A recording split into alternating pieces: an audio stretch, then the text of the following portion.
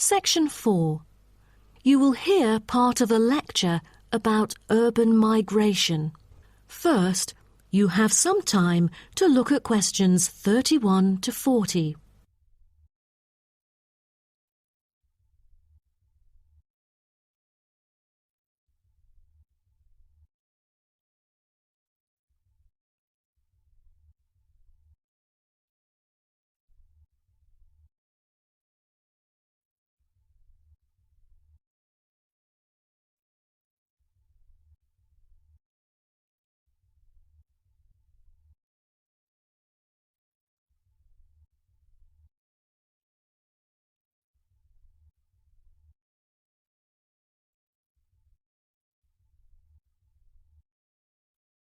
Now, listen carefully and answer questions 31 to 40.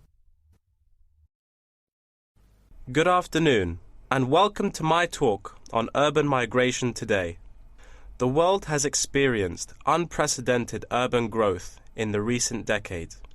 As much as 3% of Earth's landmass has been urbanized, an increase of at least 50% over previous estimates. Today, people living in cities already outnumber those in rural areas, and the trend does not appear to be reversing. In addition, cities have larger amounts of carbon consumption than rural areas. This is a result from two major aspects. First, with the increase of urban population around the world, the massive construction of urban infrastructure and residential housing is hard to avoid. Second, urban households have a higher rate of car ownership and use more gasoline products. Even though rural exodus is often negatively judged, there are also benefits of migration shared by the local environment and the society as a whole.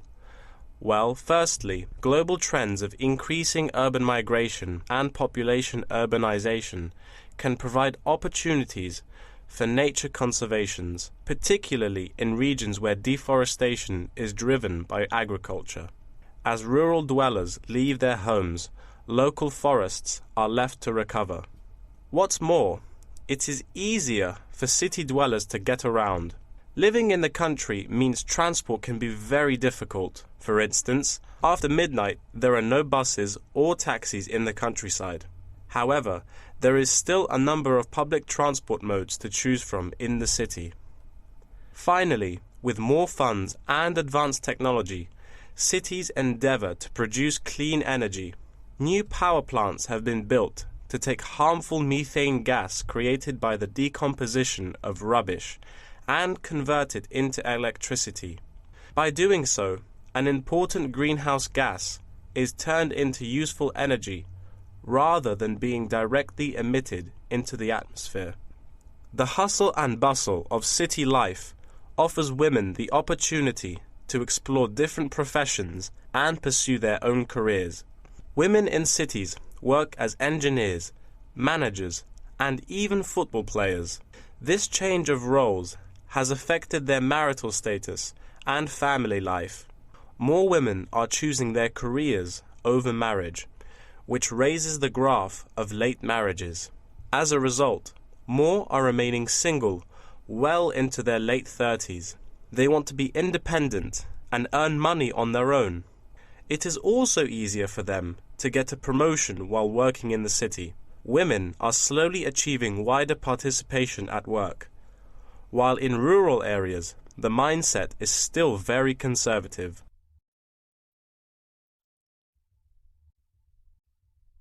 However, cities also change the way that humans interact with each other and the environment, often causing multiple problems. In general, urban wages are significantly higher, so moving to the city is an opportunity to earn what was impossible in rural areas. However, the wage difference is often offset by the higher cost of living and absence of self-produced goods, including subsistence farming. A sizable proportion of new corners attach greater importance to money and gradually abandon their former way of life, thus risking losing their culture. These new city residents are also faced with another problem, According to statistics, crime rates are significantly higher in densely populated urban regions than in rural areas. For instance, property crime rates in our metropolitan areas are 3 to 4 times as high in comparison to the rates in rural communities. Immigrants, upon arrival into cities, typically move into the poor, blighted neighborhoods because that is where they can afford to live.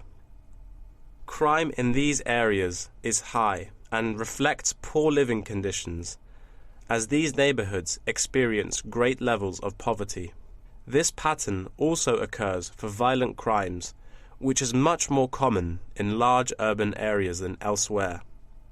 In addition, traffic congestion and industrial manufacturing are prominent features of the urban landscape, which take their toll on the natural environment and those who depend on it. Air pollution from both cars and factory emissions affect the health of countless urban residents. Rural to urban migration can boost the urban economy. With a better economy, cities provide their residents with better welfare, but the concentration of services and facilities such as education, health, and technology in urban areas inevitably contributes to greater energy consumption. Another problem with life in the city is traffic congestion. It makes people late to work and thus stresses us out before we even get there. Deliveries can't arrive on time, gas costs money. The quality of life of those commuters starts to decline. What's worse is that if congestion makes it harder to match the right workers to the best jobs, it is economically inefficient as well. That is the end of Section 4. You now have half a minute to check your answers.